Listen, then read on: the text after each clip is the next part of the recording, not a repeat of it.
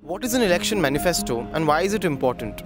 While many political commentators perceive the act of realizing election manifestos as a mere exercise at best, ideally a manifesto ought to be an important part of the political process.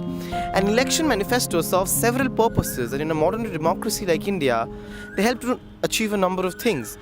Here's an overview of where the two parties stand on key issues with respect to their public manifestos compiled from the Hindustan Times. Jobs.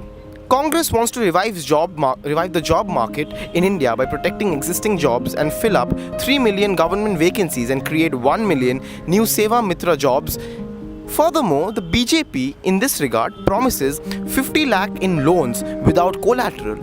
It also promises Mudra loan beneficiaries an increase in the Mudra loan beneficiaries, that is from 300 million to 170 million. In matters of health, the Indian National Congress moots the Right to Healthcare Act, guaranteeing every citizen the right to healthcare services such as free diagnostics, outpatient budget, the doubling of the health budget to 3% of the GDP by 2023 to 2024. In this regard, the BJP promises 1,50,000 health and wellness centers and effective pricing for medical devices, apart from doubling of the number of MBBS and specialist doctors by 2004. So we can see somewhat the BJP and the Congress are evenly placed in matters of health, whereas the Congress somewhat outperforms the BJP in matters of jobs. In matters of education, we can say that the Congress has mooted the whole idea of an increase in the budget to 6% of the GDP by 2024. It wants to restore autonomy of colleges and universities and aims to establish a 200-point roster system. Furthermore, the BJP aims to establish 200 Kendriya and Navodaya Vidyalayas with 50 educational institutions of eminence by 2024. Again, on a head-to-head record, they both seem to be on the same plane, but the Congress somewhat outperforms the BJP in this regard.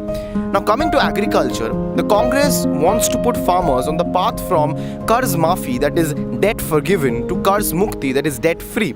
And it wants to separate the annual Kisan budget and establish a separate national commission on agriculture and development and planning.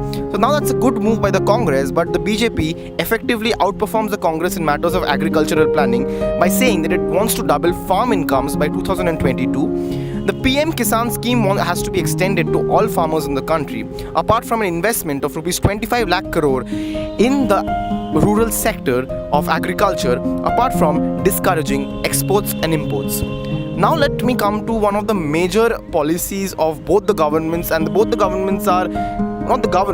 parties are somewhat similar in this regard, and that is the question of gender justice. The Congress and the BJP both aim to pass the gender reservation bill, that is 33% of the seats reserved for women in the Lok Sabha and state legislative assemblies, apart from a 33% reservation in government posts. In matters of electoral bonds, and this is very extremely important, the Congress will abolish electoral bonds and try to create and institute a national election fund for recognized political parties during elections. The BJP, quite interestingly in this regard, has nothing on electoral bonds. Now coming to the whole idea of judiciary and the judicial process of elections, Congress aims to pass a constitutional amendment to make Supreme Court a constitutional court, thereby making it deal with only matters of interpretation of the laws of the land. It wants to incorporate and reconstitute alternate appellate court to actually challenge the decision of the High Court. That is to say, it wants to establish somewhat of an alternative of the Supreme Court where all the appeals of the High Court orders will go to. In this regard, the BJP has somewhat of a simpler and lukewarm stance.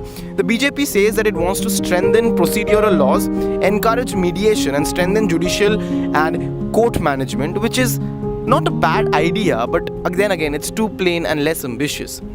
The most daunting challenge associated with election manifestos in the National Forum, however, is that the promises transcribed in them tend to go unfulfilled. As the erstwhile Chief Justice of India has noted, manifestos have become a mere piece of paper. A number of parties promised to introduce the Women Reservation Bill in 2004, repeating the same promises in 2009 and 2014 while making no significant efforts when in power or in opposition to support its passage. This it has done despite the fact that women have been in the heads of four major political parties in the National Forum in the recent past.